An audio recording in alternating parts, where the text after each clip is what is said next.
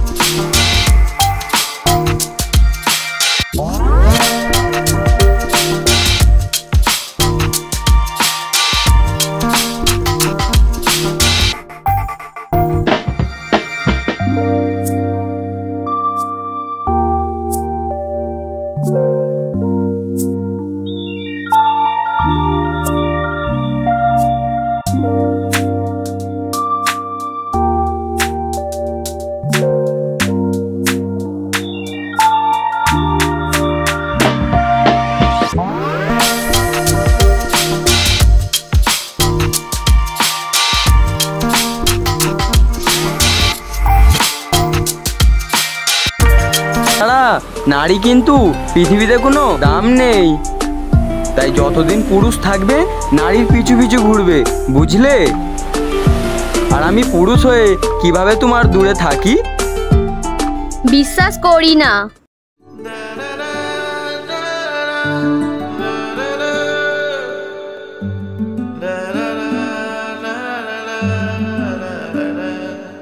আমি বিশ্বাস করি। কিরে বন্ধু, অনেকদিন পর কলকাতা থেকে এলি, পার্টি করিস, ঘুরিস, বেড়াস, এটাই তো ভালো ছিল। কিন্তু তুই এই কদিন ওই জেলের মেয়েটার পিছনে ঘুরছিস, এটাই তো বুঝি না। কারোর সঙ্গে প্রেম করার থেকে টাকা দিলেই তো মেয়ে পাওয়া যায়। তোর যদি লাগে বল, আমার কাছে অ্যাভেলেবেল মেয়ের কালেকশন আছে। তোর লাগলে বলবি, আমি এনে দেব তোর কাছে।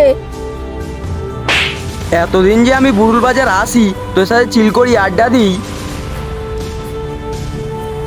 আমার মেয়ে লাগবে তোদের বলেছি কোনোদিন? না। আর জেলের মেয়ে মানে কি? হ্যাঁ, মেয়ে না, ওরা কি মানুষ না? হ্যাঁ, নেক্সট টাইম মানুষকে সম্মান দিয়ে কথা বলবি। আর সুরাইয়া, ওকে আমি ভালোবাসি, ওকে নিয়ে এরপর আর কোনো রকম বাজে কথা বলবি না আমার সামনে।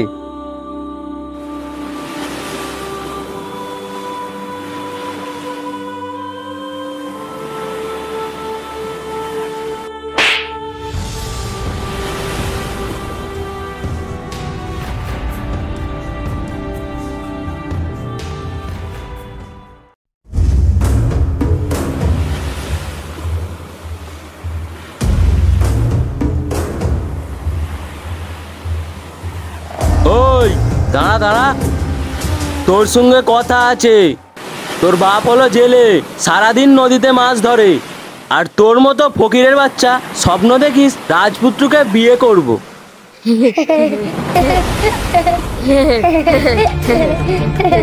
এই প্রশংসাটা কি তোর যাই সুরাইয়া? এই ফকির, তুই কি মনে করেছিস শহরের শিক্ষিত ছেলে দেখতে সুন্দর, হাঁটা সুন্দর? হ্যাঁ, কি মনে করেছিস?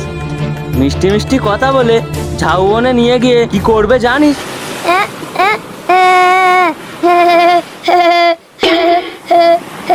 দেখ সামিন দেখ, তোরা কিন্তু আমাকে খুব জ্বালাচ্ছিস। আর ওই শহরের ছেলে তোদের থেকে 1000 গুণ ভালো। তোদের মতো উল্টো পাল্টা কথা আমাকে বলে না।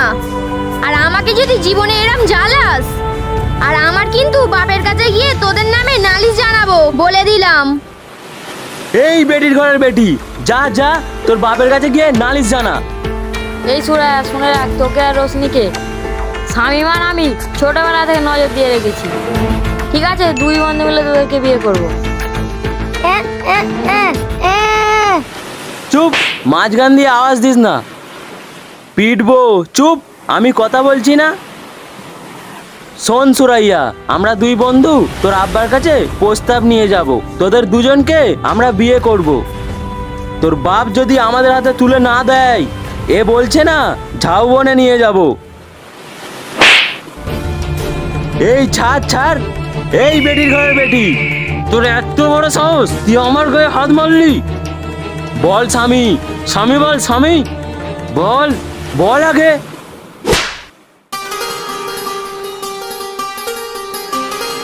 কিরে, খুব পুরুষগিরি দেখাচ্ছিলিস। শহরে থাকি বলে ফার্মের মুরগি ভাবিস না। মেয়েদের একা পেয়ে খুব পুরুষগিরি দেখাচ্ছিস না?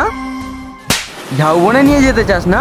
চ, ঝাউবনে যাবো, আয় আয়। ভাই ভাই, আমাকে মাফ করে দাও। যা যা যা।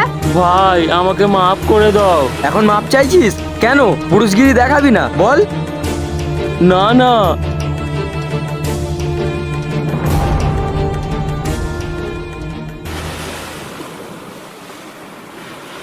এরপরে যদি এই 3 বাঁদরের বাচ্চা বিরক্ত করে, আমার কথা ওদের মনে কইরা দেবে।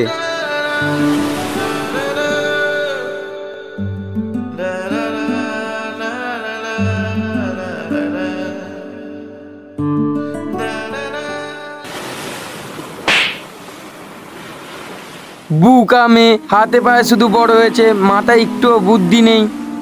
শহর থেকে যদি কোনো ছেলে আসে, তার আশেপাশে কেন যাব? এই, তুমি বড় হয়েছো, তোমার মাথায় কোনো বুদ্ধি নেই? জুয়ান মেয়ের গায়ে কেউ হাত দেয়? বিয়ে দিলে তো হয়ে যায়, বিয়ে দিয়ে দাও। আমি কি করব বলো? তোমরা আমার কথা শুনলে না, জানলে না, ঠাস করে আমাকে চড় মেরে দিলে। আগে তো আমার কথা শুনবে নাকি? চ। আব্বা, এখানে দিদির কোনো দোষ নেই। ওই যে ওই শামীম ওর বন্ধু আছে না, ওরা দিদিকে প্রত্যেকদিন খুব জ্বালায়। আজকে কি হয়েছে জানো? আমাদের দৌড়ে আটকে ছিল, আর বলে ঝাউবনে নিয়ে গিয়ে আমাদের, আর দিদির গায়ে হাতও তুলেছে। আর ওই শহরের ছেলেটা আমাদের বাঁচিয়েছে। এখানে দিদির কোনো দোষ নেই। কি বলিস? ওই শালার বেটাদের এত বড় সাহস আমার মেয়ের গায়ে হাত দেয়? তুমি শুনছো? আজকের জমিদারের কাছে গিয়ে নালিশ করব। এর বিচার আজকের আমি করেই ছাড়বো।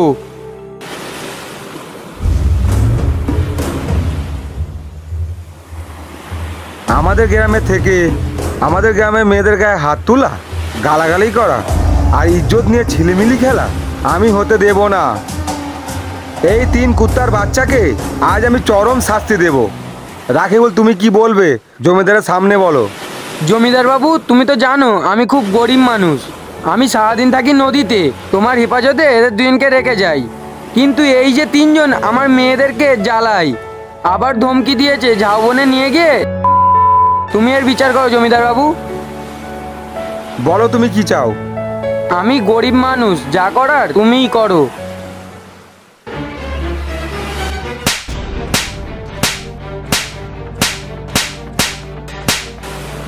এরপর যেন এই গ্রামে তোদের আর কোনোদিন না দেখি। চল বেরিয়ে যা এখান থেকে, চল। তোমাকে কি যেতেই হবে? যেতেই হবে, মা ভীষণ অসুস্থ। কলকাতায় মাকে নিয়ে ডাক্তার দেখানোর মতন কেউ নেই। আমাকে গিয়ে মাকে ডাক্তার দেখাতে হবে। কয়েকটা দিনের ব্যাপার, আর তুমি মন খারাপ করছো কেন? তুমি একদম চিন্তা করো না, তোমার সঙ্গে আমার রেগুলার যোগাযোগ থাকবে, ঠিক আছে? কি ব্যাপার, মন খারাপ কেন? কেমন করে যোগাযোগ হবে? আমার কাছে তো মোবাইল নেই। ফোন নেই, এইটা নিয়ে মন খারাপ করো না। বুক আমি ফোন নেই, ফোন হবে। আমি এবার কলকাতা থেকে আসার সময় তোমার জন্য সুন্দর একটি ফোন আনবো, সাথে একটি সিম, ওকে? আমার কেন জানি না মনে হচ্ছে তুমি একবার চলে গেলে তোমার সাথে আর আমার জীবনেও দেখা হবে না। চুপ, উল্টোপাল্টা কথা একদম বলবে না। কি বলো, কেন দেখা হবে না? আমি 2-3 দিনের মধ্যেই কলকাতা থেকে আসছি, তুমি একদম চিন্তা করো না, ওকে সোনা?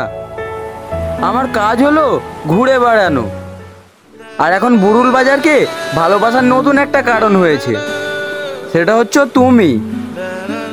তোমার জন্য আমাকে বুরুল বাজার আসতে হবে, আর এবার এসে আমি এখান থেকে যাব না। হ্যাঁ, তোমার কসম, আসি তাহলে।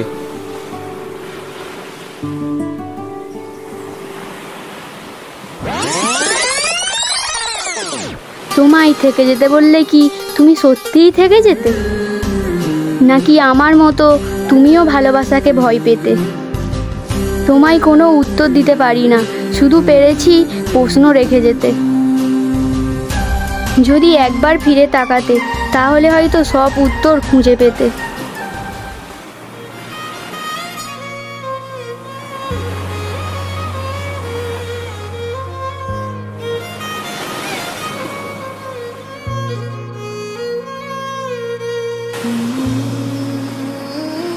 তুমি কোথায় ছিলে রোহিত ভাই? এর মধ্যে অনেক কিছু হয়ে গেছে। ওরা দিদিকে মেরে ফেলেছে, শুধু মারে না, ছিঁড়ে পুড়ে খেয়েছে দিদিকে। অনেক কষ্ট দিয়েছে, তারপর নদীতে ভাসিয়ে দিয়েছে।